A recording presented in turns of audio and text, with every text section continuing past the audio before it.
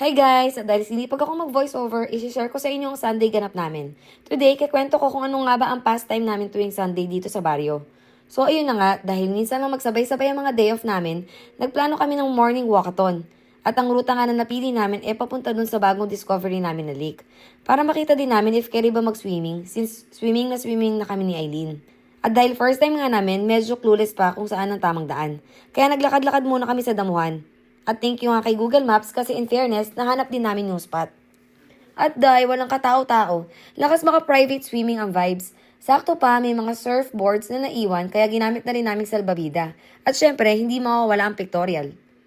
Sayang lang, hindi kami makapunta dun sa gitna. Kasi parehas kami takot dahil hindi kami marunong lumangoy. Pagkatapos nga namin magtampisaw, ayun na nga, ginutom na kami. Buti na lang may baon yung mag-asawa. Kami kasi sweets lang ang dala. Ang plano lang kasi talaga is maglakad-lakad. Pero ayun, na love at first sight kami sa lake at tapos-stop over talaga kami.